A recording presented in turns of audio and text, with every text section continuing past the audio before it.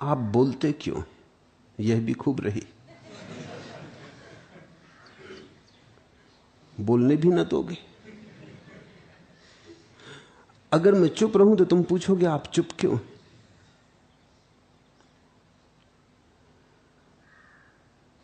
और अगर मैं न बोलूं तो तुम ये प्रश्न किससे पूछते।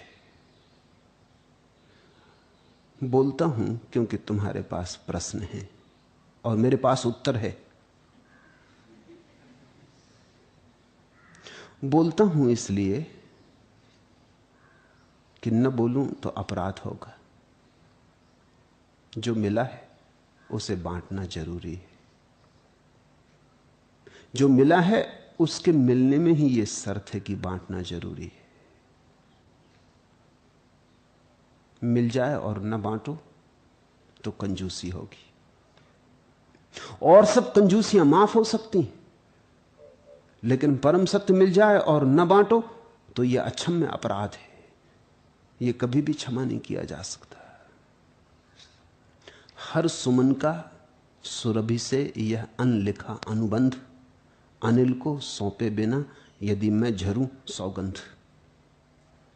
हर सुमन का, हर फूल का सुरभि से यह अनलिखा अनुबंध, यह बिना लिखा कॉन्ट्रैक्ट है,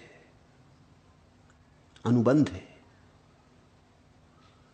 हर सुमन का सुरभि से यह अनलिखा अनुबंध, अनिल को सौंपे बिना, हवाओं को सुगंध को सौंपे बिना यदि मैं झरूं सौगंध। तो कसम है झरना मत जब तक कि सुगंध फूलों को सौंपना दी, हवाओं को सौंपना दी जाए।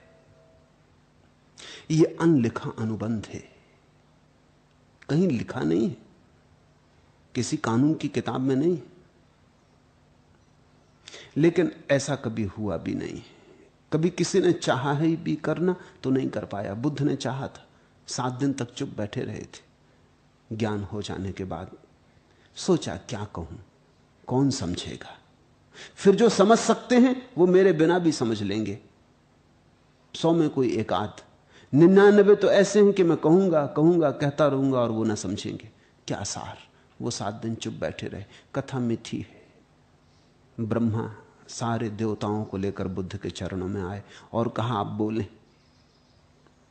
ऐसा कभी नहीं हुआ कि कोई बुद्ध हुआ हो और ना बोला हो। अनलिखा अनुबंध। सौगंध है आपको, कसम है आपको, बोलें। क्योंकि बहुत लोग हैं जो प्रतीक्षातुर हैं। बुद्ध ने फिर वही तर्क दोहराया, कहा मैंने भी सोचा था, लेकिन मैं सोचता हूं जो नहीं समझेंगे नहीं समझेंगे, और जो समझने योग्य है वो मेरे बिना भी खोज लेंगे। 1-2 दिन की देर होगी और क्या फर्क पड़ेगा, आ ही जाएंगे। बात तो जची थी ब्रह्मा को भी। वो भी सोच विचार में पड़ गया कि बात तो ठीक है, 100 में कोई एक समझेगा, और जो समझने योग्य है वो बुद्ध के बिना भी खोज ही लेगा। थोड़ा टटोलेगा, थोड़ी देर अबेर होगी, मगर पहुंच जाएगा, इसलिए कुछ हर्जा नहीं होता। और जो 99 हैं वो सुन के भी समझने वाले नहीं। अब क्या करें। तो देवताओं ने विचार विमर्श किया होगा और वे फिर एक तर्क लेकर बुद्ध के पास आए। उन्होंने कहा आप ठीक कहते हैं, कुछ ऐसे हैं जो सुन के भी ना समझेंगे, और कुछ ऐसे हैं जो आपको बिना सुने भी समझ लेंगे, मगर इन दोनों के बीच में भी कोई एक आध है। बीच में भी कड़ी है एक, जो आप बोलेंगे तो समझेगा, आप ना बोलेंगे तो ना समझेगा। किनारे पर खड़ा है, कोई धक्का दे देगा तो गिर पड़ेगा सागर में, किसी ने धक्का ना दिया तो खड़ा रह जाएगा। कुछ तो बहुत दूर है सागर से, आप कितनी धक्का दो वो ना गिरेंगे, गिरेंगे भी तो जमीन पे गिरेंगे, उठ के खड़े हो जाएंगे और गाली देंगे कि क्यों धक्का दिया, हम भले चंगे जा रहे थे और तुम्हें धक्का देने की सूझी। और कुछ हैं जो छलांग लगाने को तैयार ही हैं, उनको धक्के की जरूरत भी नहीं, वो छलांग लगा ही रहे हैं, उन्होंने तैयारी कर ही ली है, बस वो 1 2 3 की प्रतीक्षा कर रहे हैं कि कूद जाएंगे। वो आपके बिना भी कूद जाएंगे। लेकिन कुछ हैं जो किनारे पर खड़े, पहुंच गए सागर के किनारे और छलांग का साहस नहीं जुटा पा रहे। जरा सा आपका इशारा, जरा सा आपके द्वारा दिया गया साहस, वे कूद जाएंगे। बुद्ध को यह तर्क स्वीकार कर लेना पड़ा। और मेरे ख्याल में यह कथा बड़ी बहुमूल्य है, क्योंकि ये सभी बुद्ध पुरुषों के सामने ऐसी घटना घटती है। जब मिलता है सत्य तो एक मन होता है चुप रह जाओ। कबीर ने कहा है, हीरा पायो गांठ गठियायो। अब बा को बार बार क्यों खोले? मिल गया हीरा, जल्दी से गांठ गठियाया, अपने रास्ता चले। बार बार खोलने का और बताना और दिखाने का क्या प्रयोजन? वो सभी के मन में उठता होगा, हीरा पायो गांठ गठियायो। अब कौन फिजूल पंचायत में पड़े? और यहां ऐसे लोगों की हीरा भी दिखाओ तो वो कहते हैं कहां है हीरा, दिखाई नहीं पड़ता। हीरा भी दिखाओ तो वो कहते हैं पता नहीं हीरा होगा कि नहीं होगा। उन्होंने कभी हीरे तो देखे नहीं। वो कहते हैं होगा कंकड़ रंगीन पत्थर होगा, और कौन जाने ये आदमी धोखा दे रहा है कि लूटने आया कि क्या मामला है। कि कहेंगे चलो भी बहुत हीरे देख ली, हीरे होते नहीं, सिर्फ सपने। ईश्वर, आत्मा, निर्वाण, मोक्ष होते थोड़ी, बातचीत है। किसी और को उलझाना, हम बहुत समझदार हैं, हमें ना उलझा सकोगे। तो क्या फायदा? कबीर कहते हैं हीरा पायो गांठ गठियायो। अपना रास्ते पे चले, बात खत्म हो गई, अपनी बात खत्म हुई। लेकिन कबीर भी चुप न रह पाए, गांठ को खोल खोल के दिखाना पड़ा। कभी कभी ग्राहक आ जाते, कभी कभी ऐसे लोग आ जाते जिन्हें हीरा दिखाना ही पड़ेगा। न दिखाओगे तो तुम भीतर ही भीतर खुद अपराध भाव से गड़े जाओगे। इसलिए बोलता हूं, जाओ ओ मेरे शब्दों के मुक्ति सैनिकों जाओ, जिन जिन के मन का देश तक है गुलाम, जो एक छत्र सम्राट स्वार्थ के शासन में पिस रहे अभी हैं सुबह शाम, घेरे हैं जिनको रूढ़िग्रस्त चिंतन की ऊंची दीवारें, जो बीते युग के संसारों की सरमाएदारी का शोषण सहते हैं बेरोकथाम, उन सब तक नई रोशनी का पैगाम आज पहुंचाओ, जाकर उनको इस क्रूर दमन की कारा से छुड़वाओ। जाओ ओ मेरे शब्दों के मुक्ति सैनिकों जाओ। बोलता हूं कि तुम मुक्त हो सको, बोलता हूं कि तुम बंधे हो न मालूम कितने प्रश्नों की जंजीरों से, बोलता हूं कि वे जंजीरें टूट सके, किसी उत्तर की तुम्हें झलक भी दिखाई पड़ जाए, तुम्हारी आंख जरा आकाश की तरफ उठ जाए। तुम जमीन पर गड़ाए चल रहे हो जन्मों जन्मों से, तुम भूल ही गए हो कि आकाश भी है। बोलता हूं कि तुम्हें याद आ जाए कि तुम्हारे पास पंख हैं जिनका तुमने उपयोग ही नहीं किया। तुम उड़ सकते थे और नहीं उड़े, तुम उड़ने को ही बने थे और तुम नहीं उड़े। उड़कर ही तुम्हारी नियति पूरी हो सकती थी, और तुम जमीन पर घसीट रहे हो। तुम घसीटने के लिए बने नहीं हो। आकाश ही तुम्हारा गंतव्य, लक्ष्य। इसलिए बोलता हूं,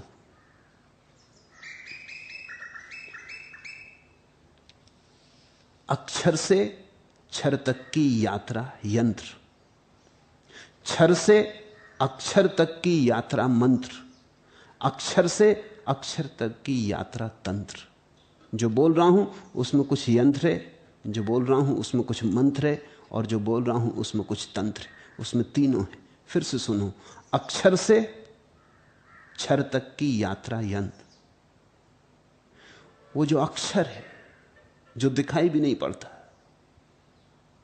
जिसकी कोई सीमा नहीं, जो शाश्वत सनातन है, उसको जब हम सीमा में उतारते, शब्द में बांधते, तो यंत्र पैदा होता है। विज्ञान वही है। मैं तुमसे जो बोल रहा हूं उसमें कुछ विज्ञान है, उसमें कुछ विधियां हैं। उन विधियों को तुम पकड़ लो। अक्षर से क्षर तक की यात्रा यंत्र, अगर तुम उन विधियों को पकड़ लो, उन सीढ़ियों को पकड़ लो, तो फिर तुम क्षर के सहारे चढ़ के पुनः अक्षर तक पहुंच सकते हो। उसमें कुछ विधियां हैं।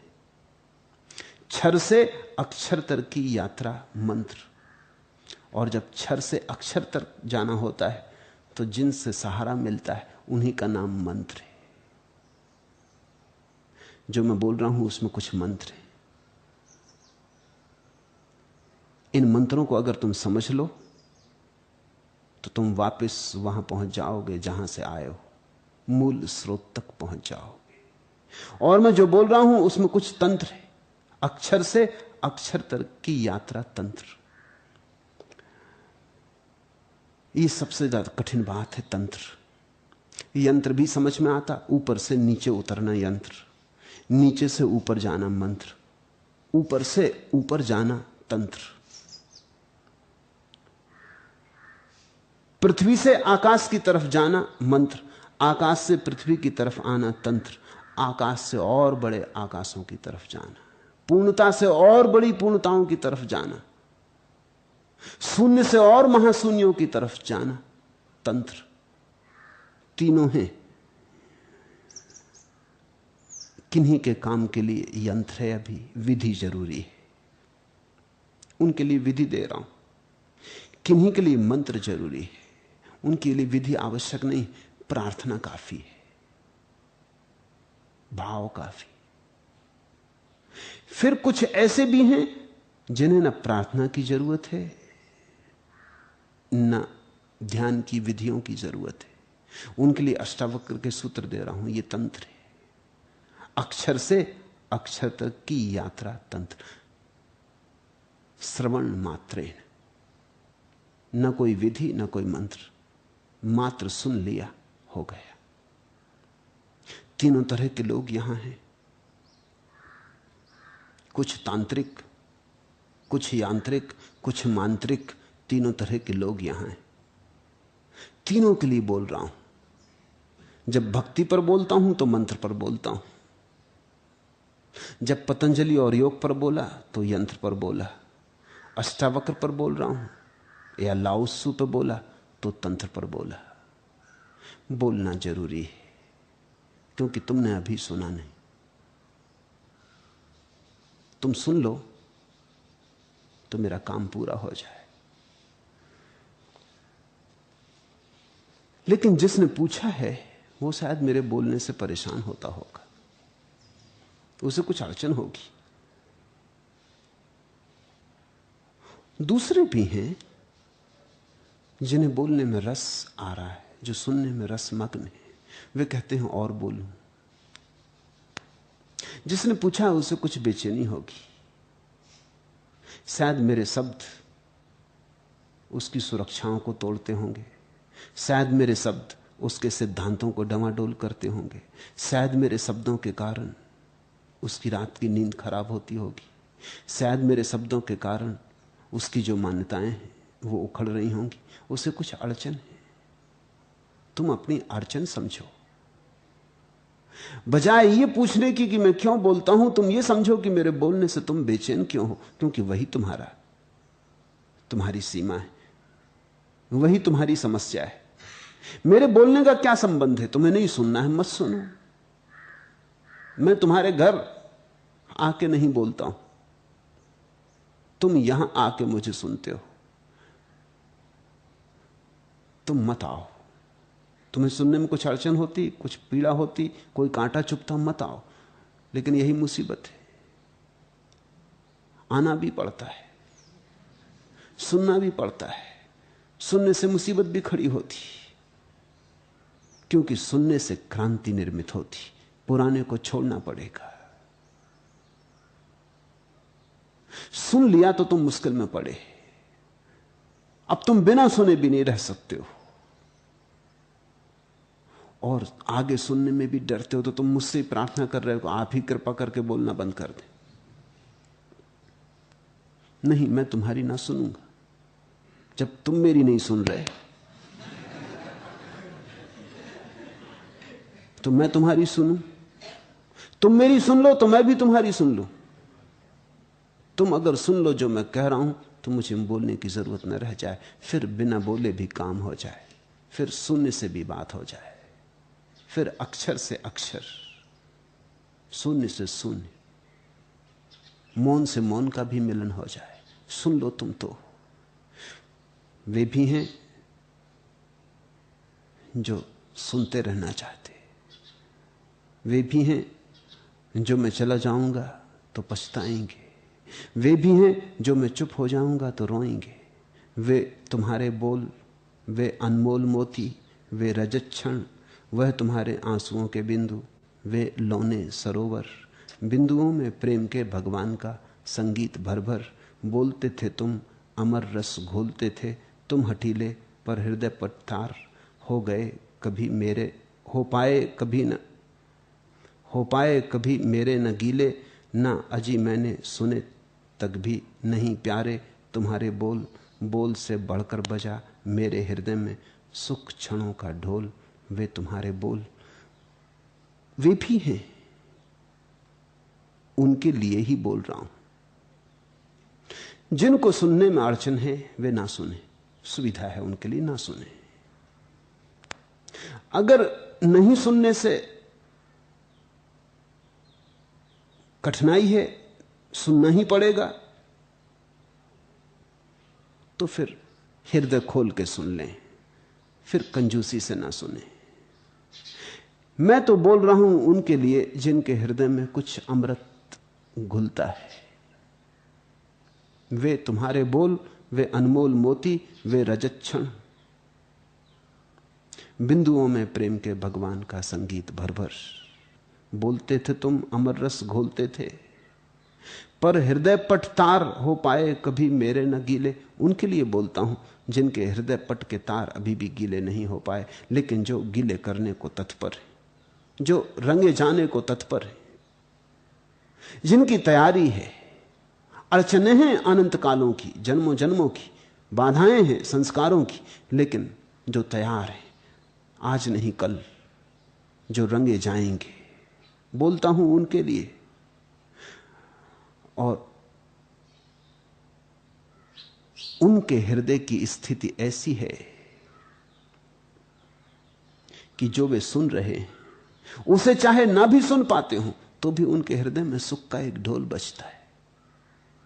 ना अजी मैंने सुने तक भी नहीं प्यारे, तुम्हारे बोल बोल से बढ़कर बजा मेरे हृदय में, सुख क्षणों का ढोल वे तुम्हारे बोल। और वह ढोल बजने लगे तो चाहे तुमने सुना नहीं सुना कोई अंतर नहीं पड़ता, क्योंकि उसी परम सुख की तरफ यात्रा है। ढोल बजने लगा सुख का तो बात हो गई। ये शब्द शब्द नहीं है, ये तुम्हारे भीतर पड़ी हुई बांसुरी को बजाने का उपाय है। ये शब्द शब्द नहीं है, ये तुम्हारे भीतर पड़ी वीणा को छेड़ने का उपाय है। तुम एक संगीत लेकर आए हो, उसको बिना बजाए मत चले जाना। तुम एक गीत लेकर आए हो, उसे बिना गाए मत चले जाना।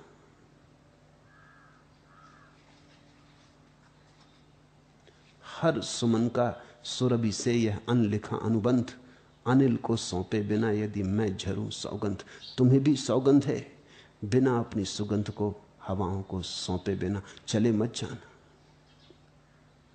सुनना हो सुनो, ना सुनना हो ना सुनो,